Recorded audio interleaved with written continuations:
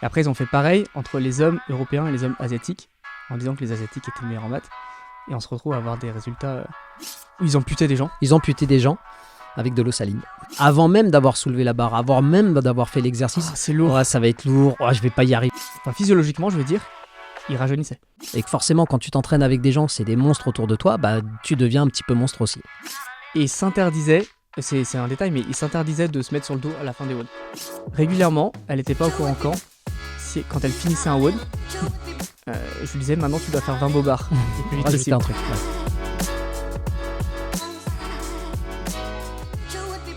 Ouais. Yo, salut la team, bienvenue dans un nouvel épisode du Resilient Podcast.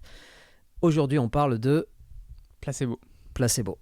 Et donc, placebo et nocebo. Ouais, et nocebo. Ouais. Et nocebo. Comment recontextualiser un peu le discours qu'on va avoir qui est un peu à l'origine, c'est un petit peu le bouquin de Joe Dispenza qui est Le placebo, c'est vous. Ouais, ça vient de là. Tu m'as fait lire ce livre, tu l'avais lu avant moi, et ça m'a retourné le cerveau. Ouais, c'est un peu l'effet que ça peut avoir. Surtout que c'est, on parlera un petit peu de l'impact du placebo chez les gens qui sont plutôt cartésiens ou pas. Ça peut jouer. Mais ce qui m'a perturbé dans ce livre, c'est que c'est très baqué par la science en fait. Si je dis pas de conneries, le bouquin, ça fait un bout de temps. C'est combien de temps que tu l'as lu, toi? 3 ans peut-être. Ah ouais, si longtemps. Ok. Ah, je crois. Hein. Il y a quand même, si je dis pas de bêtises, sur, allez, on va dire 300 pages, je pense qu'il y a au moins 150 pages, voire même 170 pages, où en fait, il relate toutes les expériences qui ont été réalisées. Ouais, tout le début du livre, c'est ça presque. On me donnera quelques exemples, j'en ai noté là. Des expériences qui ont été réalisées et ça a été fait quoi. C'est une vérité donc. Tu peux pas le remettre en question. Aujourd'hui, la science ne peut pas remettre en Mais déjà, question on peut l'effet peut-être du placebo. expliquer un peu ce que c'est le placebo. Comment tu le définirais toi? L'effet de l'esprit et du mental sur tout le reste. Ouais. En fait, à quel point... Ça vient du milieu médical à la base. Oui, alors déjà, oui, effectivement, tu as toutes les expériences qui avaient été faites en fait pour savoir si, en fait, à partir du moment où si je dis pas de bêtises, à partir du moment où une étude scientifique est réalisée sur des médicaments, il y aura toujours, pour vérifier l'impact du médicament sur les personnes qui prennent ce médicament, il y aura toujours le médicament actif et le médicament un placebo, donc un médicament non actif. C'est tout le temps en double aveugle, personne sait. Et personne ne ni sait les qui prend. expérimentateurs, ni les personnes qui prennent le médicament. Voilà. Et donc à partir de ce principe-là, c'est pour vérifier, pour tester si les médicaments ont véritablement un effet, ou est-ce qu'au final, ça fait aucune différence avec les gens qui prennent le placebo. Sachant que, du coup, il y en a qui peuvent prendre une pilule en où il y a rien général, dedans. les médicaments du coup, qui sortent, c'est parce qu'il y a une différence et qui sont notés comme plus efficaces que le placebo. Mais en moyenne, selon les études, ce que j'ai noté, c'est que tu as entre 30 et 40% de résultats positifs avec les placebos. Donc c'est énorme. Et tu as certaines maladies, notamment les trucs comme la dépression et tout, où là, pour le coup, les placebos ont quasiment le même effet que les médicaments, sans les effets négatifs du médicament. Donc c'est un truc de fou. D'où la question qu'on pourrait se poser de l'intérêt des médicaments. Ouais. Dans certains cas. Apparemment, il y a certaines maladies... Dans certains cas. Ouais, je sais pas. Où ça peut être plus efficace. Mais... Moi, je me souviens d'une expérience dont il parle justement d'un sujet concret où c'est pendant la Seconde ou la Première Guerre mondiale. Ouais. Où ils ont fait des opérations, comment ça s'appelle ça, où ils amputaient des gens. Ils amputaient des gens avec de l'eau saline en leur disant que c'était de la morphine. Ça, ils étaient en rupture de stock de morphine. Ouais. Donc ils leur ont fait croire qu'il y en avait encore. C'était de l'eau salée et ça fonctionnait super bien. donc au final, on peut vraiment se poser la question de... Mais on n'est pas là pour faire un débat sur l'utilisation des médicaments ou pas, mais simplement de l'effet en fait de l'esprit, du pouvoir de l'esprit et du mental sur le corps. Quand ils pensent faire quelque chose de bien, eh ben, il se trouve que souvent, pas tout le temps, mais souvent, ça peut avoir un impact positif pour le corps. Ouais. Donc on peut dire que dans l'entraînement, ça peut être très intéressant. Voire même que ça peut être une chose... Tu te souviens de l'expérience sur les femmes de ménage? Ah oui. Ils en parlent dans ce livre, justement. Une expérience où ils se sont rendus compte, ils ont expliqué aux femmes de ménage que ce qu'elles faisaient toute la journée, c'était du sport. Ouais. Et elles ont commencé à avoir des gains musculaires et... Alors déjà, c'était des femmes de ménage qui faisaient ça depuis déjà des ça années. depuis longtemps, voilà. t'as fait bien préciser. Et ils se sont rendus compte que juste en leur disant qu'elles faisaient du sport, Mm. elles avaient les bénéfices qu'elles auraient en faisant du sport, parce que effectivement c'est une activité physique. Et du coup, le fait d'associer ça à une activité physique au lieu de juste un job comme ça, elles avaient des gains sur leur performance, Exactement. sur En leur fait, santé en leur cardiovasculaire, expliquant, etc. ils ont changé leur perception de l'activité qu'elles étaient en train de faire. Pour elles, c'était juste un travail, c'était prenant, c'était fatigant, etc. Et tout d'un coup, ils ont changé leur perception. Il y a eu un shift au niveau du mindset. Et ils se sont dit qu'au lieu c'était plus simplement faire un travail, c'était aussi en même temps faire une activité physique. Mm. Et à partir de ce moment-là, les résultats ont été convaincants. Et c'est un truc de fou parce que du coup, on peut s'auto-suggérer des choses, Mhm. mais ce qu'on va dire à des gens, par exemple nos proches, va les influencer aussi s'ils y croient. C'est sûr. Parce qu'il y a eu cette expérience, par exemple, sur les maths, où on prend un groupe et on dit à tout le monde que les hommes sont meilleurs en maths. Et si on leur dit pas, il y a une différence. Donc normalement, il n'y a pas de différence. Et par contre, le groupe à qui on a dit que les hommes étaient meilleurs, les femmes ont automatiquement des moins bons résultats. Et après, ils ont fait pareil entre les hommes européens et les hommes asiatiques, en disant que les asiatiques étaient meilleurs en maths. Et on se retrouve à avoir des résultats. Donc ça veut dire que on peut faire du placebo sur nous, mais on peut aussi faire du nocebo. Complètement. Et ça, c'est encore plus grave. Mais c'est exactement ce qu'on retrouve en CrossFit. Ouais. Constamment. Alors pas de nocebo de manière négative, etc. Mais quand on se dirige vers une barre d'haltérophilie ou quand on se dirige vers un élément qui nous fait peur, etc. Et qu'on se dit, avant même d'avoir soulevé la barre, avant même d'avoir fait l'exercice, c'est lourd. Ça va être lourd, je vais pas y arriver, etc. Ça y est, c'est mort. Vous êtes déjà convaincu par vous-même que vous n'alliez pas y arriver. Donc forcément, déjà, le nocebo, il est déjà actif. Au lieu de se dire, effectivement, je vais y arriver, c'est sûr que je vais y arriver, etc. Même si... derrière, très loin derrière, il y a quand même un petit doute. Il y a de grandes chances que vous réussissiez à faire votre rep ou l'élément que vous deviez faire. Alors que si déjà dès le départ on se dit non c'est mort, c'est fini, c'est comme quand tu prends une barre en front rack. Tu prends une barre en front rack, tu prends une barre en back rack sur un squat, etc. Tu sors ta barre, tu es déterminé, etc. Tu la prends, tu la sors, tu te mets en position, tu descends, ou tu sors ta barre du rack. Oh putain! Et là, tu trembles un petit peu. Ça y est, déjà ouais. Tu t'es déjà convaincu que la barre était lourde pour toi. Et à l'inverse, tu as des gens dans l'entraînement qui se mettent aucune barrière. On le voit. J'ai Damien Dabé en tête. Ouais. Tu vois c'est dont je parle. Exemple, ouais. Le mec, il peut passer 1 an de confinement à pas faire de sport. Il revient ici, il fait un PR de 10 kilos au clean jerk parce que il s'est jamais dit que peut-être que l'entraînement, ça pouvait jouer sur les perfs. C'est intrinsèque. C'est ça. Et du coup, en fonction de l'état d'esprit dans lequel tu es, tu peux avoir des perfs totalement différents à l'entraînement, quoi. C'est sûr. Mais d'ailleurs, on le voit. Alors après, il y a d'autres expériences. Alors on reviendra sur placebo, mais ouais. Je pense à l'expérience. Je sais plus où est-ce que j'avais lu ça, j'ai pas la référence, qui expliquait que quand on a des nouveaux vêtements, quand on a des nouvelles chaussures, ou quand on a des choses nouvelles et qu'on se sent bien dans sa peau parce que on porte des vêtements qui sont tout neufs, etc., on a une augmentation de performance qui peut aller jusqu'à 20%. Sur la session. 20%. Ouais. Ah, c'est énorme. 20%. Est-ce que c'est dû véritablement aux vêtements ou est-ce que c'est véritablement dû à l'état émotionnel qu'on ressent quand on se sent bien, tout va bien, aujourd'hui je suis tout beau, je suis tout propre, machin, etc. Exactement. Et on en revient du coup à l'effet placebo en fait. Ouais. On se dit qu'aujourd'hui c'est bien, on se sent bien et donc il y a des performances qui... les gens qui vont à l'école avec un nouveau cartable ou etc. Cette journée en général... ouais, c'est vrai. S'ils sont fiers de leur cartable, elle se passe super bien. Et tous ces éléments-là, en fait, font que c'est des choses extérieures, mais qui viennent simplement influencer sur l'état d'esprit avec lequel on va aborder tel ou tel sujet. Par contre, malheureusement, le dire, ça suffit pas, forcément. Parce que il faut que ça passe la barrière consciente, quoi. Et c'est ça qui est difficile, je trouve. On a beau savoir ça, je suis convaincu de tout ça. Pourtant, si j'ai mal au dos et que je me dis j'ai plus mal au dos, j'ai encore mal au dos. Parce que c'est là où la mise en place pratique par rapport aux connaissances théoriques, elle est difficile, je trouve. Parce qu'en fait, ça vient pas d'une position d'autorité. Ça veut dire que tu vas te le dire à toi-même, mais que tu te dis plein de choses et que tout ce que tu dis ne se réalise pas forcément. Je me souviens aussi dans le bouquin d'une expérience où c'est un mec qui est malade et il va voir son médecin et son médecin lui dit vous avez plus rien. Et après il refait des expériences et finalement il retombe. Et du coup, quand le médecin lui dit j'ai plus rien, c'est bon, ça y est, j'ai plus rien, tout va bien. Ensuite, il retombe malade ou etc. Puis on lui dit finalement c'est revenu. Non, je crois que le truc c'était un gars qui avait une tumeur. Oui, c'est cancéreuse, un gros truc. on lui a donné un traitement expérimental, mais on lui a dit que ça fonctionnait beaucoup. C'était ça. Sa tumeur a disparu. Sauf que peu de temps après, il y a un scandale, c'était aux États-Unis, je sais Oui. plus en quelle année, il y a un scandale qui est apparu. Dans les journaux. Ouais, c'est apparu dans les journaux et il s'avérait que le médicament en question, c'était des acides aminés. C'était un truc. Ouais, qui servait C'était un strictement à placebo, rien. justement. Voilà, placebo complètement. Et le mec, quand il a su ça, Il est retombé il malade. est retombé malade. Et il a fini par mourir de Voilà. sa tumeur.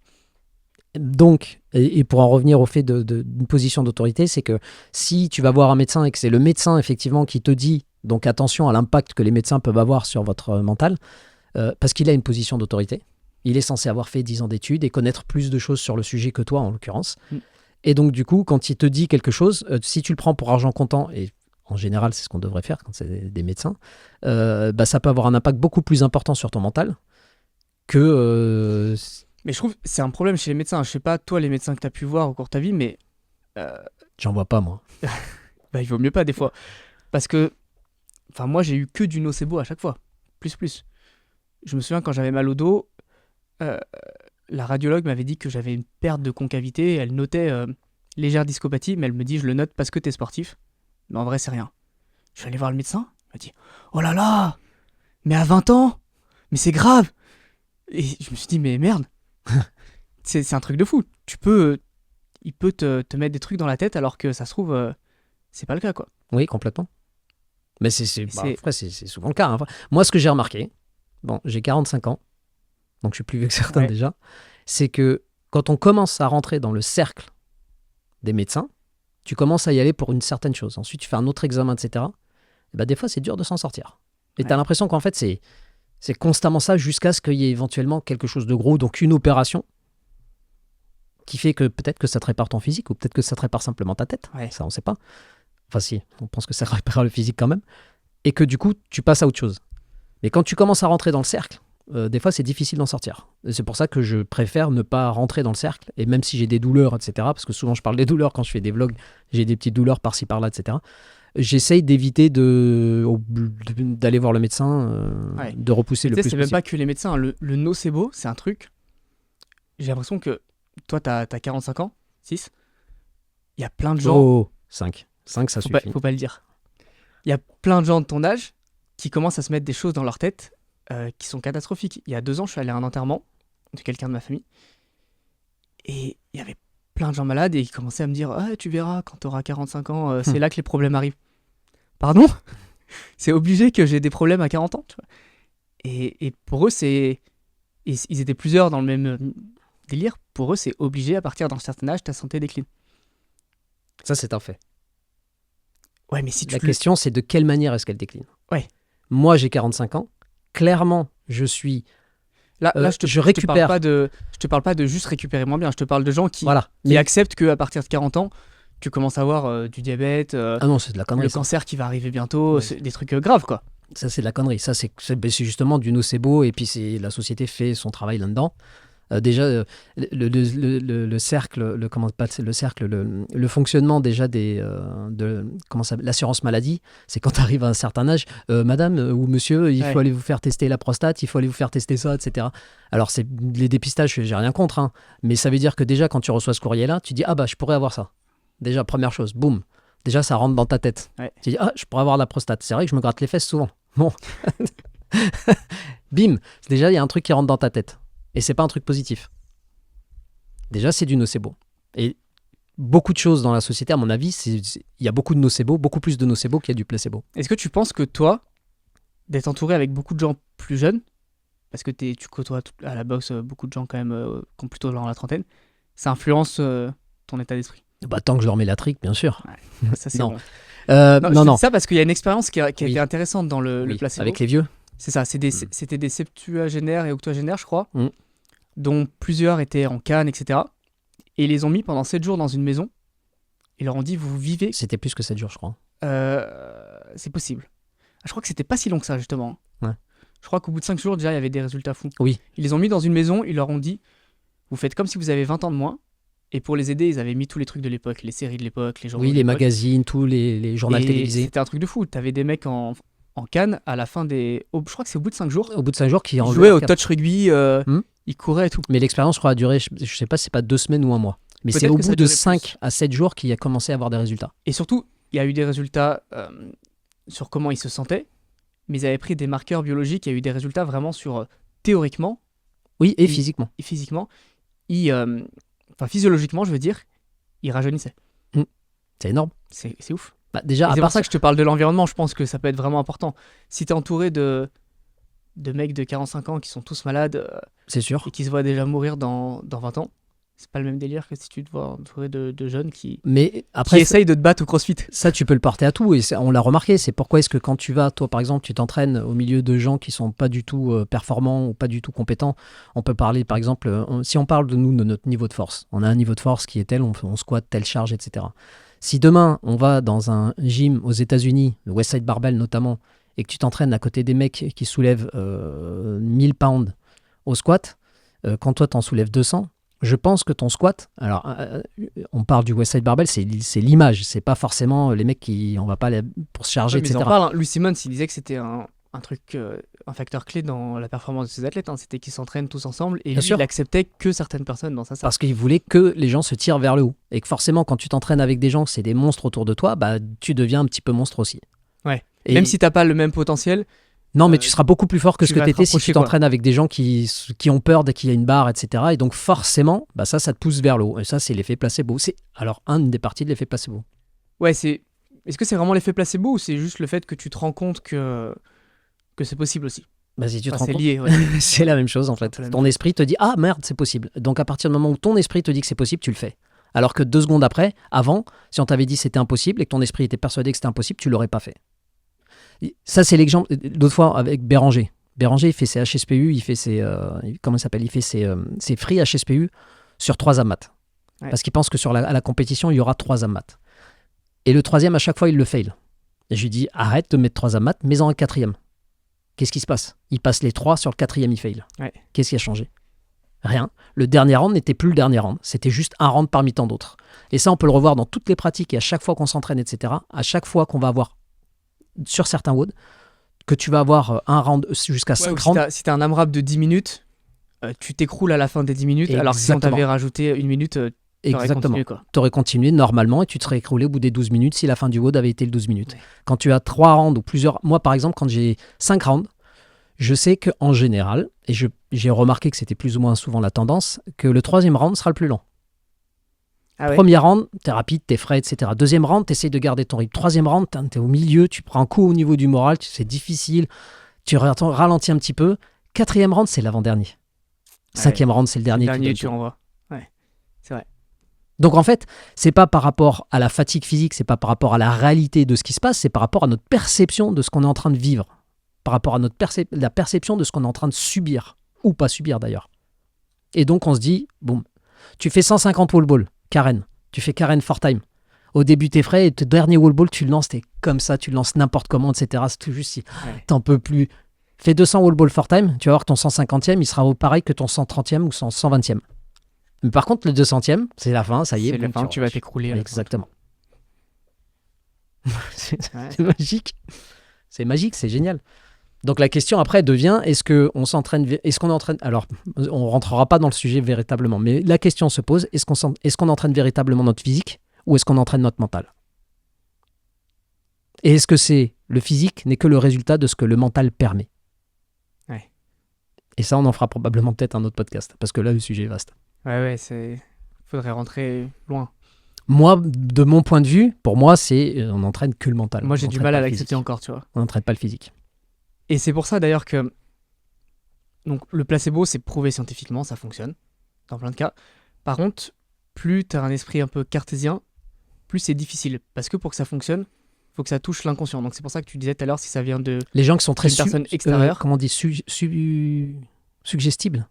Les gens qui sont plus suggestibles, en plus de le placebo peut avoir un impact plus rapide ou plus important sur eux que d'autres personnes qui sont plus cartésiens ou Typiquement, qui un remettent médecin va avoir beaucoup plus de mal avec les idées du placebo ou ce genre de choses. Bah, c'est pour ça Les qu'ils refusent, les scientifiques. 3 quarts refusent de toutes les expériences qui sont Ouais. dans ce domaine-là. Bon, après, il y en a Il y en a, attention, je ne sais pas dit tous. Hein. Donc, tu vois, Il y c'est en a comme les- beaucoup, les dentistes qui se forment à l'hypnose et qui proposent l'hypnose à la place d'une d'une anesthésie locale. ouais.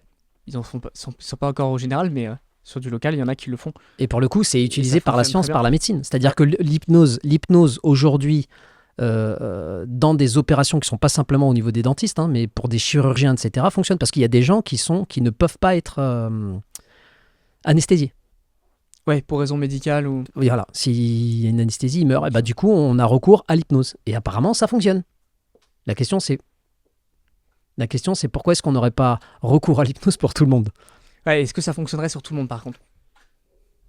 Est-ce que celui qui veut pas que ça fonctionne, ça fonctionnera peut-être pas. Et Alors, du coup, effectivement, la il va personne... douiller, Ça, c'est possible. Ça, c'est possible. Pour le coup, je sais pas, moi, par exemple, à quel point j'arrive à m'auto-suggérer des choses ou à me... Parce que la problématique, ça c'est dur, qu'une fois qu'on est au courant de ça, on est en train de se dire, est-ce qu'on n'est pas nous-mêmes en train de jouer avec notre cerveau, de se moi, faire croire des choses qui, tu au vois, final, on n'arrivera pas à faire. J'ai toutes les connaissances théoriques pour savoir que ça fonctionne, Mm. mais j'ai vraiment du mal à le mettre en pratique. Des fois, je me dis, j'ai envie d'être plus influençable. Si tu regardes un truc, tu te dis, ouais, la lumière rouge, c'est bien. Bah vas-y, je prends la lumière rouge et ça me fait du bien, tu vois. Ou la vitamine D, c'est bien. Et Ce serait si quand top tu prends ta si vitamine t'es dans D, un t'es convaincu- environnement, si t'es dans un environnement où il y a plus de placebo que de nocebo. Ouais.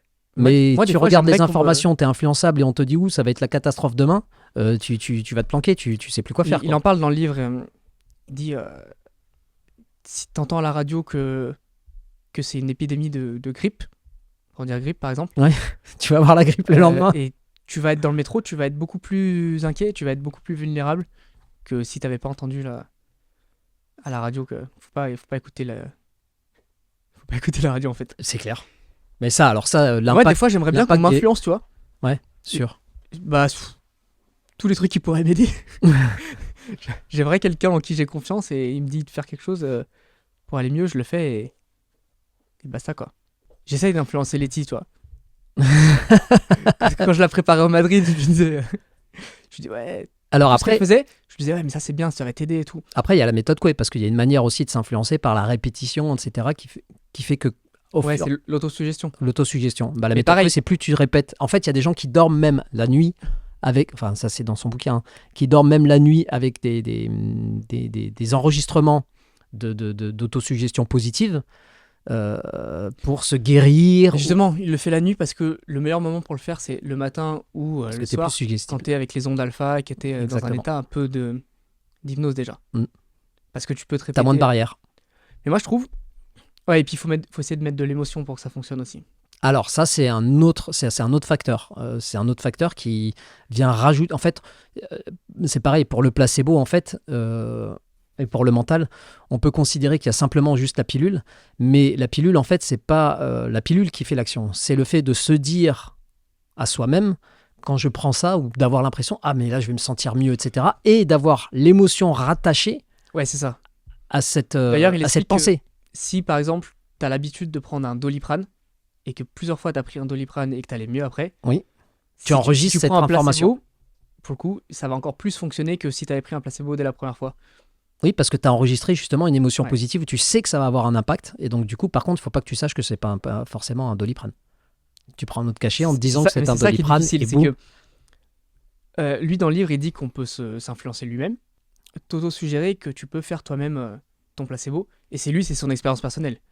Il a eu un accident de vélo, il s'est pété la colonne, il n'a pas voulu être soigné, il a réussi à se soigner tout seul par la méditation.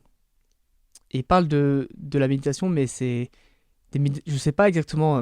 J'avais discuté avec un mec, Mathieu Liger, là, qui me disait qu'il avait testé un peu les méditations de Joe Dispenza. C'est des méditations un peu guidées, où il y a Ouais. de l'auto-suggestion, j'ai jamais fait. Oui, en fait, En fait, il te met dans un état un peu. il essaye de te plus ou faire moins de percevoir conscience qu'il n'y a pas modifiée. forcément de limite entre ton corps et l'énergie qui est autour de toi. Et en fait, tu t'assois et tu. Je l'ai faite une fois, cette médite. Ouais. Elle dure plus ou moins 45 minutes. Parce qu'attention, il a énormément de méditations différentes. Il n'a pas que celle-là. Hein. Ouais. Il a plein de méditations guidées. Et en l'occurrence, la méditation qui est avec le bouquin, parce qu'avec le bouquin, le placebo, c'est vous, il y a une méditation spécifique. Moi, je ne suis pas fan. Bon, Ok. après, ça, c'est une question de performance. Je fais des médites qui sont différentes de ça. Et donc, du coup, je ne suis pas fan de cette manière-là. Par contre, je ne l'ai pas fait suffisamment non plus pour savoir si ça aurait pu avoir un impact sur ma santé ou si je le fais pour le genou, est-ce que ça va... Pour le coup, lui, les médites qu'il se faisait lui-même, où en fait, c'était une méditation. Il fermait les yeux, il s'imaginait son dos guérir, hein, tout simplement. Oui. Il visualisait, en fait, pour appeler ça de la visualisation même. Il faisait ça à 8 heures par jour, quoi. Ouais. En fait, il était allongé dans son lit, il pouvait rien faire, il faisait ça toute la journée. Donc on n'est pas sur une méditation de 45 minutes, mais Non. ce que je veux dire, c'est que quand t'as beau savoir tout ça, c'est très difficile à mettre en pratique. Beaucoup plus que quand quelqu'un te dit de faire quelque chose, quoi. C'est-à-dire? Quand t'as confiance en ton médecin, par exemple, qui te dit Ah oui. que si tu fais telle action, ça va. Mais ça, c'est parce que tu Regarde. considères déjà que ton médecin, il connaît plus de choses et il te connaît mieux que toi-même. Ouais, je considère pas ça, mais. Non, mais je parle pas Mais pour oui, toi, oui. mais je veux dire souvent quand les gens, déjà c'est pas une forme de paresse, mais un petit peu quand tu vas voir ton médecin et qui te dit vous avez ça, c'est ceci qu'il faut prendre, etc. Si toi tu fais pas tes recherches de ton côté et que tu vas pas essayer de voir ou de remettre en question un peu l'avis du médecin, c'est une forme de paresse en fait. Tu te dis lui il connaît mieux que moi, c'est tout, terminé. Non, enfin moi non, non, il faut faire ça pour le genou, etc. Ok, ça c'est son avis. Déjà tu vas avoir un deuxième avis en Ouais, général. je suis choqué que les gens se renseignent pas plus personnellement sur leur santé, en fait. Oui. Parce que même si le médecin il dit quelque chose de valable, t'as peut-être plein d'autres choses que tu peux faire à côté Exactement. qui vont s'additionner et qui vont t'aider. Complètement.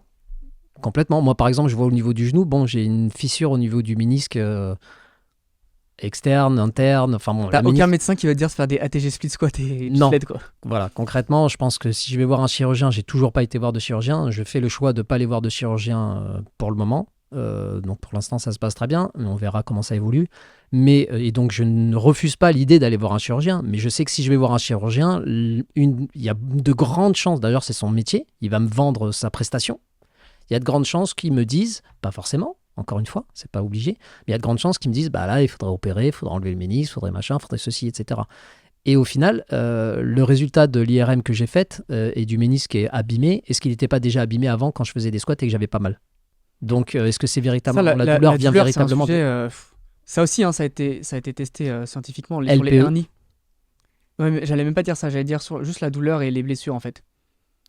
Ils ont pris je sais plus combien de personnes, ils ont testé le dos, et en fait, t'as autant de gens qui ont une hernie discale qui ont mal au dos, que de gens qui n'ont pas d'hernie discale qui ont mal au dos, que de gens qui ont une hernie, mais qui n'ont jamais eu mal au dos. Oui. Ça se trouve, eux, si tu leur détectes une hernie, ils vont commencer à avoir mal au dos alors qu'ils vivaient très bien jusqu'à maintenant. Donc, ce que ça veut dire, c'est que Donc, potentiellement, la hernie, ça veut strictement rien dire. Voilà. C'est pas ça qui provoque la douleur, en tout cas. Non.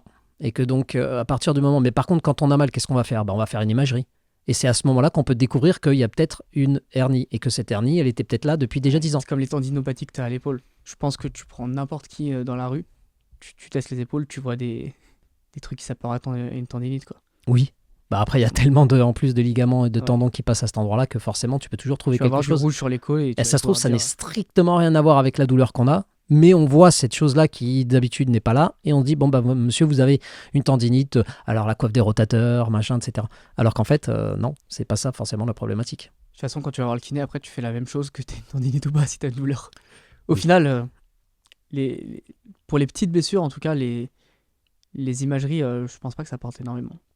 Non. Mais bon, on s'éloigne un petit peu du sujet là par rapport à ces choses-là. Mais par contre, l'impact que ça a, si effectivement tu tombes sur quelqu'un de bien et qui dit mais monsieur, vous inquiétez pas, en 2 semaines c'est rétabli ou en 1 semaine c'est rétabli, peut-être que dans 1 semaine c'est rétabli juste parce que. Est-ce que tu penses que les médecins ils devraient limite mentir pour essayer de... Parce que la position du médecin, c'est plutôt de te dire le pire qui peut arriver, parce que je pense qu'il est couvert et que toi, tu risques pas d'avoir des problèmes si tu dis à quelqu'un... Ouais, alors là après on parle. Là c'est un peu l'éthique des médecins parce qu'au final, déjà est-ce que c'est un médecin qui s'intéresse à ce genre de choses? Quand je dis médecin, je parle à tous les mêmes un kiné en fait.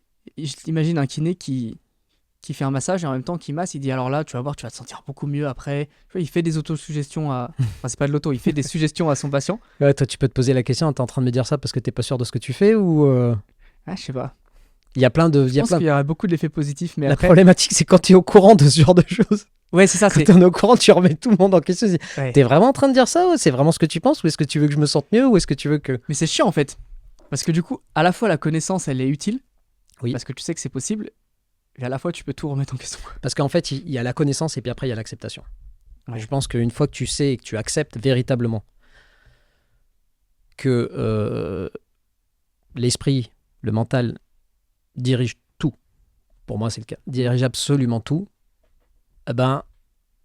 à partir de ce moment-là, tu peux essayer de déterminer le milieu dans lequel tu veux être. Comment tu veux, par exemple, je regarde plus les informations. Je regarde plus les gens te disent tous ouais c'est anxiogène, mais ils kiffent ça en fait. Ils regardent ça constamment. Mais moi je le regarde pas du tout. Je suis au courant de rien de ce qui se passe. Si les choses graves de toute façon tu parce que j'en entends, mais c'est pas relaté dans ma tête pendant c'est pas répété dans ma tête pendant une centaine de fois avec l'histoire de telle chose qui se passe, etc. Et au final imagine une personne pendant le Covid qui était dans sa montagne ou dans sa forêt ou etc.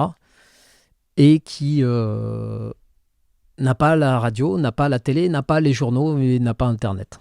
Un ermite.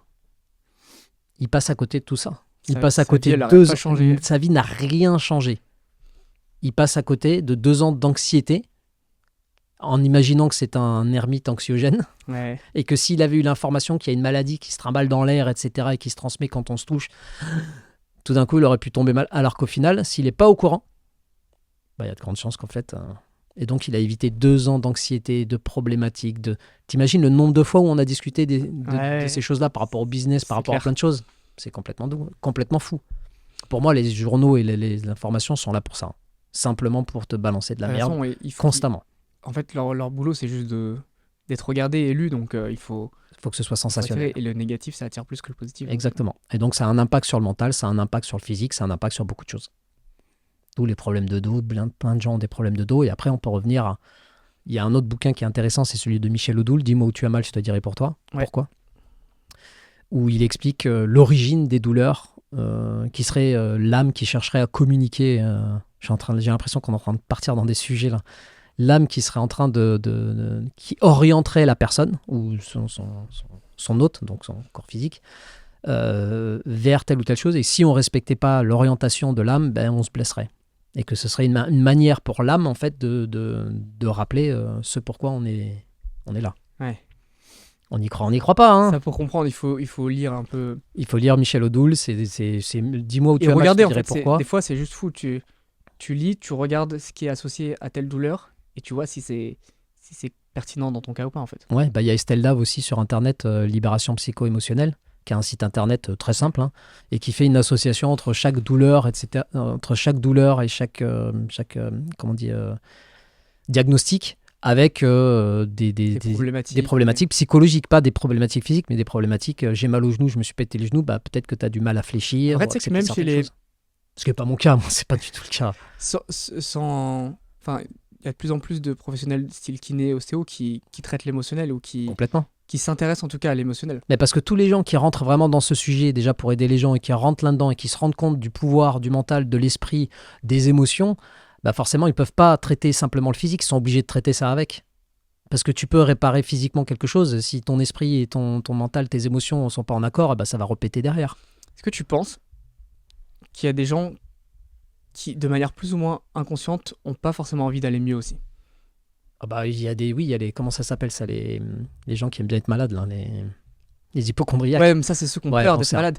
Mais il y a même des fois, je pense qu'il y a des cas, je vais prendre un cas ultra cliché, mais imagine un couple un petit peu, depuis 20 ans, il se passe plus rien entre le mari et la femme, le mari fout rien à la maison, la femme elle en a marre, elle fait un taf qu'elle aime pas, puis un coup elle se fait mal au dos, elle va chez son médecin et lui dit bon, 2 semaines d'arrêt maladie, donc elle est contente, elle va plus au boulot, il faut se calmer à la maison, donc son mari il refait attention à elle, il fait du ménage et tout, et en plus le médecin il lui a dit tiens, une crème anti-inflammatoire, faut que ton mari te la passe tous les soirs.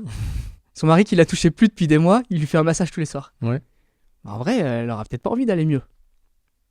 Et je pense qu'il y a souvent des gens... Mais ça, c'est parce qu'elle aura pas envie d'aller mieux, parce que son mari, tout d'un coup, devient attentionné envers elle. Et mais du coup, elle retrouve un élément des sensations. Mais il y a des gens, des fois, qui...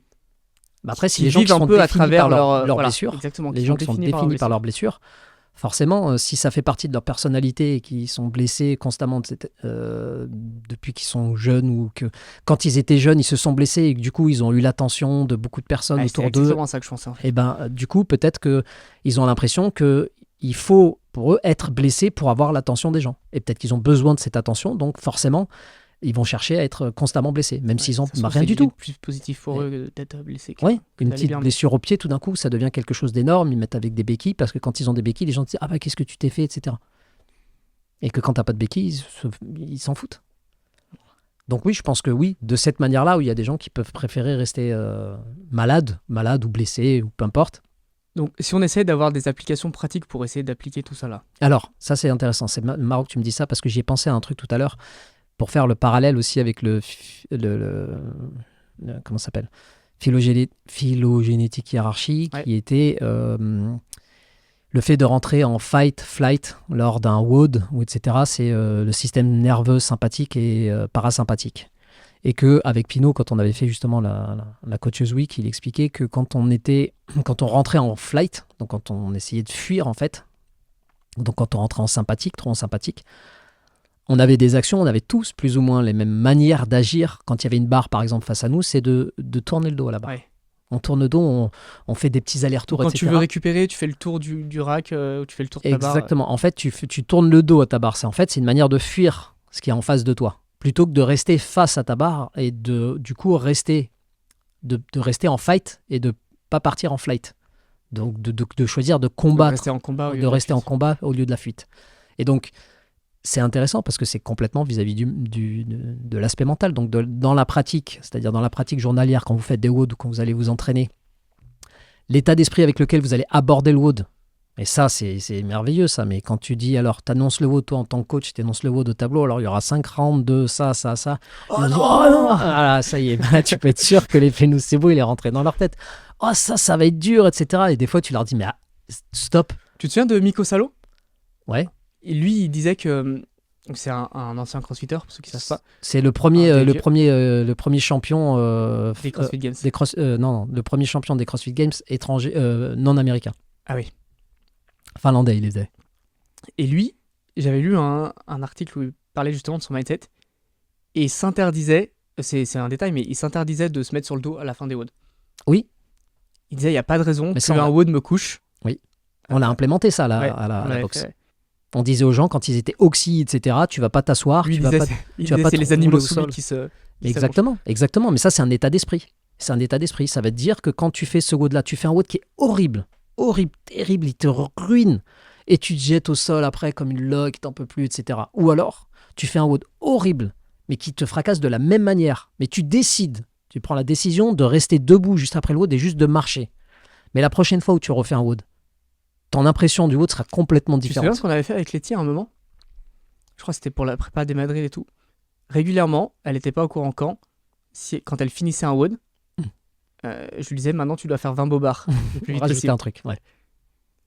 Et du coup, elle finissait son truc et elle pensait que c'était fin du WOD, que t'as plus rien à faire, que tu peux t'allonger. Et en fait, elle devait repartir. Ça, c'est un travail super intéressant. C'était super intéressant.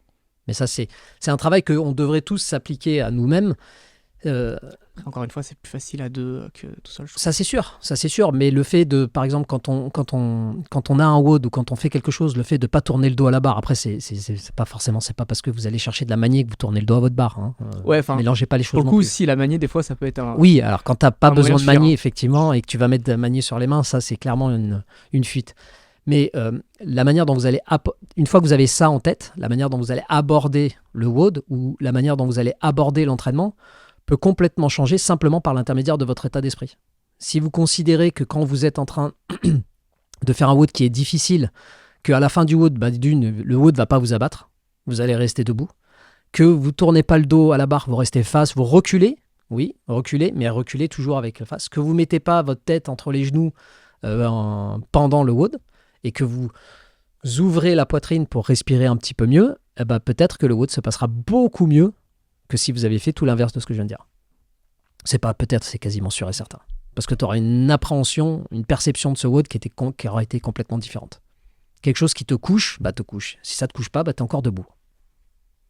Et la vie, on dit souvent que la vie nous couche ou la vie nous met à genoux, etc. Reste debout. En plus, le vocabulaire, du coup, il est super important. Bien sûr. Parce que là, on parle dans le cas d'un WOD, mais en fait, lui, Dispenza, il va te dire il faut faire des méditations, il faut faire de l'autosuggestion le soir, mais je trouve que le meilleur moyen, c'est juste d'essayer de se reprendre régulièrement dans la journée quand tu dis des choses négatives.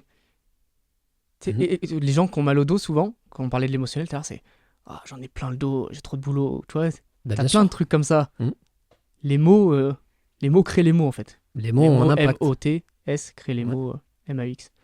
La terminologie, alors tu connais la langue des oiseaux? Non. Le mal a dit. Ouais. Maladie, le mal a dit. En fait, c'est reprendre les terminologies et les mots pour savoir l'impact que les mots peuvent avoir effectivement dans nos vies. Bah forcément, si tu reprends certains mots et que tu les découpes, tu vas vite comprendre que... Ouais, juste nos pensées, faire attention à nos pensées dans la journée en fait. Je crois, il en parle dans son livre, on a peut-être 70 000 pensées dans la journée, et on a 90%, c'est tout le temps les mêmes qui reviennent. Oui. Donc si sur ces 90% de 70 000, t'en as ne serait-ce que la moitié qui sont négatives, bah, ça a un impact énorme en fait. Et ça, on parle juste de tes pensées. Hein. On n'a même pas parlé de l'aspect extérieur et des personnes qui peuvent te dire des choses. Ouais, on parle de toi. Ouais. Juste sans toi-même. parler de ton environnement. Sans parler de l'environnement, sans parler d'Internet, qui aujourd'hui, je pense... Selon Dispenza, à 35 ans, t'as déjà déterminé 90% de ce que tu penses être, et c'est limite figé. C'est pas figé en vrai, tu peux toujours changer. Parce que la force de l'esprit, si tu sais ça, tu peux le changer, mais tu t'es répété les mêmes choses pendant 20 ans, c'est très dur après de s'en sortir, quoi. Ah, sujet vaste et très intéressant. Mais Moi, je pense qu'on a fait un peu le tour du placebo. Du placebo. Enfin, on n'a jamais fait le tour, en fait. Non, on n'a jamais fait le tour du placebo. Mais pour le coup, j'avais déjà regardé des vidéos, écouté des podcasts qui parlent un petit peu de ce sujet. Ouais. J'ai vraiment percuté quand j'ai lu le livre, en fait. Bah parce que, en fait, le livre... Parce qu'en plus, il se répète beaucoup. Voilà. Le livre, ça rentre dans ta tête. Il est fait d'une manière à ce que... je pense qu'il est fait de cette manière-là, de manière volontaire, où 150 pages de livre avec que des expériences scientifiquement prouvées qui relatent les effets du placebo durant les dernières décennies et qui te disent tous que... ça rentre dans ta tête. À un moment, tu peux plus te dire « Ah bah non, c'est pas vrai, ça marche pas. » D'après les études scientifiques, si, ça marche. Nous, on l'a fait lire Letty, elle l'a passé à sa mère, et elle lui a passé Michel Odoul aussi. Elle s'était fait opérer de la hanche il y a un an, là, ses prothèses de hanche. Et là, elle s'est refait opérer de la deuxième hanche. Du coup, elle a lu les 2 livres avant, là, et elle était dans un état d'esprit, mais de gagnante. Elle était là en mode, c'est bon, je vais aller mieux après. Et du coup, elle a encore plus récupéré. Elle avait déjà bien récupéré la première fois, parce qu'elle est plutôt positive comme femme, tu vois. Mais là, elle a encore mieux récupéré, et elle est trop positive, elle s'est mise dans un état en mode... l'opération de la hanche, c'est une étape, ça va m'aider et après je vais aller beaucoup mieux, quoi. C'est ça. Et ça l'a vraiment aidé. Et ça marche. Et ça marche de fou. Et ça marche. Donc lisez... Oui, alors lisez en termes de livres, là on vient de citer Michel Odoul avec Dis-moi où tu as mal, je te dirai pourquoi. Donc là pareil, il y a une première partie de l'introduction, ça par contre ça fait 20 ans que je l'ai lu, donc j'ai un peu zappé, mais je crois que si je dis pas de bêtises, tu as la grosse première partie qui est la plus intéressante parce que c'est la théorie, et puis après il rentre un peu plus dans les détails vis-à-vis de la médecine chinoise, sur le yin, le yang, c'est plus un lexique. Parce qu'il y a un deuxième bouquin de lui, où il y a vraiment le lexique. Il a sorti un deuxième bouquin où c'est vraiment que le lexique, de chaque petite chose, etc. que tu peux avoir. Le placebo, c'est vous de Joe Dispenza. Et lui aussi, pareil, il a écrit d'autres bouquins qui sont super intéressants. Je ne les ai pas tous lus. Il y en a un autre qui aborde un petit peu le placebo. Je crois que c'est Biologie des croyances. C'est Bruce Lipton, le mec. Bruce Lipton, ah oui, mais Bruce Lipton, c'est Free Energy, non ? Ouais, je crois, c'est possible. Ah ouais, c'est d'accord. En tout cas, son livre, c'est Biologie des croyances et il explique un petit peu... Si. Bruce Lipton, il avait fait un podcast avec... mais c'est le principe du Free Energy. Je crois qu'on en avait déjà parlé du principe du Free Energy. T'en avais parlé avec Alex, je pense. Sur un podcast. D'accord. Bon, je suis pas sûr, en fait. Je me souviens plus. Je sais plus si j'en ai parlé déjà ou pas. Ça aussi, c'est super intéressant. La biologie des croyances, c'est pas mal. Ça explique un petit peu. Et c'est un peu plus scientifique, donc vaut mieux commencer par le placebo, c'est vous, parce que c'est plus... t'en ressors avec des idées un peu pratiques et t'as envie de l'appliquer, quoi. Et puis ça se lit facilement, c'est simple, plein de gens en plus l'ont lu, donc c'est plus facile à parler de ça avec son entourage que d'autres bouquins qui sont un peu plus précis. Et... Ça fait pas trop ésotérique, en fait. Voilà, c'est ça, on reste dans Même quelqu'un de cartésien, il peut le lire. Voilà, exactement. Parce que de toute manière, ça fait partie de la science. Placebo, nocebo, ça fait complètement partie de la science. C'est utilisé dans toutes les études scientifiques en termes de médicaments, etc. Déjà, c'est obligatoire. Donc là, personne peut...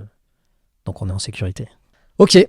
Et ben si vous avez apprécié le podcast, on met un petit pouce bleu, on souscrit. Et puis si vous avez des questions, vous voulez qu'on parle de certaines choses, n'hésitez pas à les mettre en commentaire. On regardera les commentaires, puis on pourra répondre à vos questions lors de futurs podcasts. Top. Voilà, allez, à plus la team. Ciao.